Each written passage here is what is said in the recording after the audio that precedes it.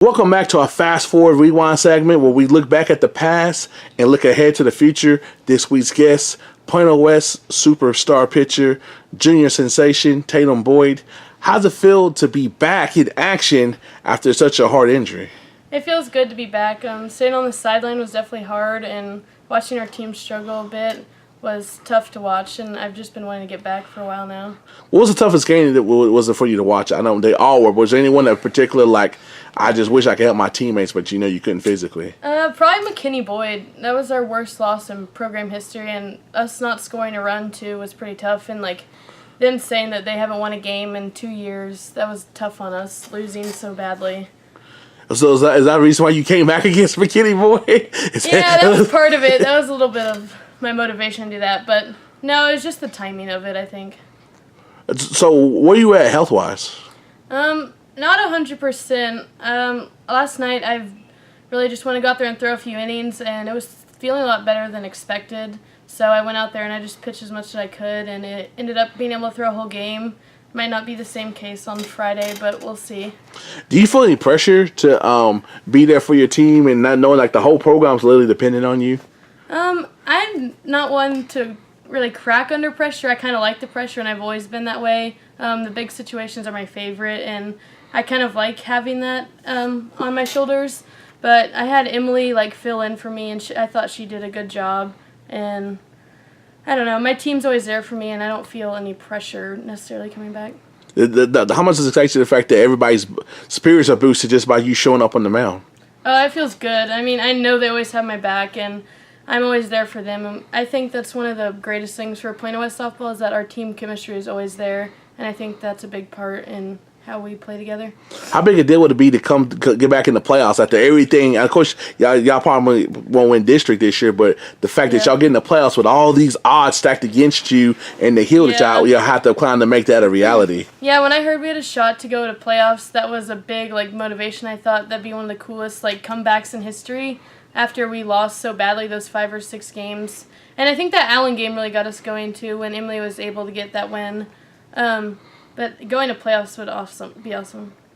And speaking of playoffs, how was it to pitch last year deep in the playoffs, going to the regionals and all that? Give some insight to that experience. Oh, that's definitely a huge part. I mean, we know what it's like to be there and the pressure that it is to get so far, and we've done it, so we know we can get back there at some point, and it's just all about timing and how things play out. Do you think in a weird way that your injury might have helped your team get better and get these girls? 'Cause I know there was a whole different group of girls that you were playing with. You kind of in the middle, you playing with people older than you. Now you're the older one. So does that you think it kind of in a weird way help y'all get to just develop into the team that y'all need to be on that championship level? Yeah, I definitely think that it helped everyone get a lot more experience under the belt. Me and Elisa Rosado were the only 2 returning starters to varsity. So those other 7 girls, whether it be seniors, sophomores, or even we have a freshman, them just getting to play out there and feel a little bit of that pressure on themselves and not so much on me, I think really helped build their experience and even their confidence now that we're getting later in. After blowing through this district the last 2 years, do you think it's kind of weird the fact that people are looking down on y'all oh, West ain't who we thought they were. We got them now. Yeah, I mean, I know a lot of people knew that we had 7 seniors last year and all of them started, and I knew Coach Lutzum kind of knew this season was going to be a little bit different, and we were just going to have to find a different way to win. It wasn't going to be as easy. But I think we can still do it, work together, and just one step at a time, one day at a time. And I know you don't like talking about your college, since you still got 2 years left. How's the fact that you're going to one of the best colleges in America and you don't have to worry about the next 2 years? You're already committed. And what made Stanford jump out to you? Being committed is pretty awesome. I mean, Stanford was definitely one of my dream schools, and academically, I wanted to challenge myself, and California is definitely my favorite state, too. And what stood out for me about Stanford was their pitching coach. I went to camp there in October and went on my unofficial visit, and I just really hit it off with her, and I thought we worked together well, and so that was a big deciding factor in it. How does it feel that now that you got enough accomplishments on the wall that people, when they hear the name Tatum Boyd, they oh, she's legit, they know who you are and stuff. You probably got people that know you that you don't know of. Do you like being in that position, or is it kind of odd? It's a little bit odd, but I mean, I like it, but I mean, I just try to stay as humble as I can and just do my job and just go out there and know how to play softball like I have since I was 5. And right now, you're only pitching. When we see you back in the batter's box, is that something you're just going to push off the rest of the season until you get 100%? Yeah, I definitely wouldn't say I'd be hitting this season for high school. I don't want to rush anything, and I think I just take it easy and just work my way into things and not go full blast at first. Of course, nobody wants to get hurt. Give us some insight on how that happened, because it kind of was like a freak thing. Yeah, it was a very freak thing. So I was hitting, and I had the first at bat I had gotten intentionally walked, and the second one I was in a 2-2 count, and I was getting everything outside, and I always keep my toes pretty close on the line, and I got a screwball inside that I thought I could turn on, and I knew it was gonna be a strike because I was so close, so anything inside needed to foul off. So I was just trying to foul that pitch off, and it just kept riding in. And so when I went to go hit it, it just hit all finger, and I knew right away that I had broken it. Mentally, how has this helped you in your mental game? Because you had to be strong just to come back. That's known to come back as quick as you did, because a lot of people were saying that you were going to be out for the year.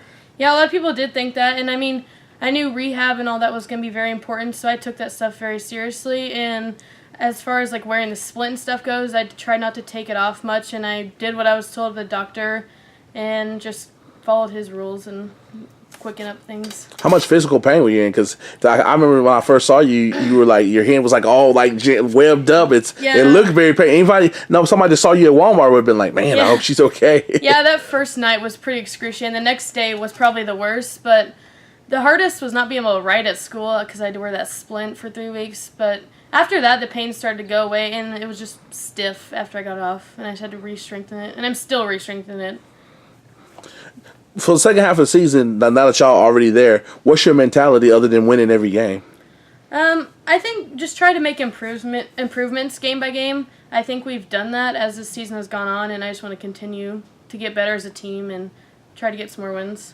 I know you have your high personal standards. Are you still putting that on you, or are you just trying to do what you can do because you know you're not up to your 100%? Or is it still that same Tatum Boyd standard that we've seen the last year and a half? I would say I still have that exact same mentality. I don't think anything changes, or I shouldn't use my finger as an excuse, because if I'm going to go out there, I'm going to give it my all and do what I can, and I'm not going to change that ever. How does it feel, the fact that people be like, well, there's nothing special about her. She doesn't throw that fast. She's not throwing 62, but yet you continue to get people out. Yeah. I think that's a big thing in college, too. I mean, before, softball pitching used to be all about speed, and now girls are catching up to that, and I think spin is the more important part.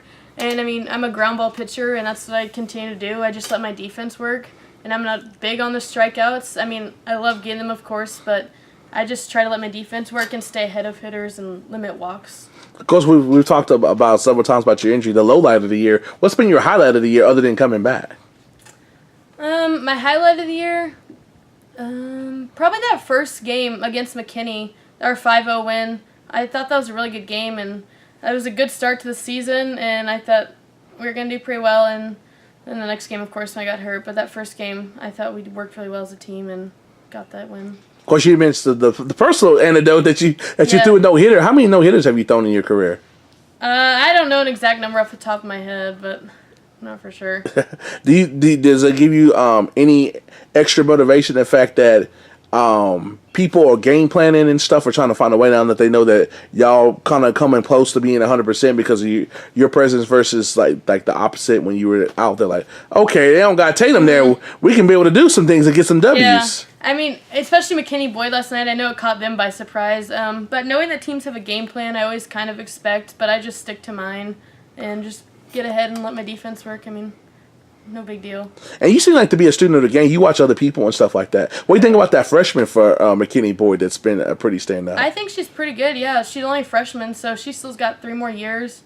Throws hard. She'll be good.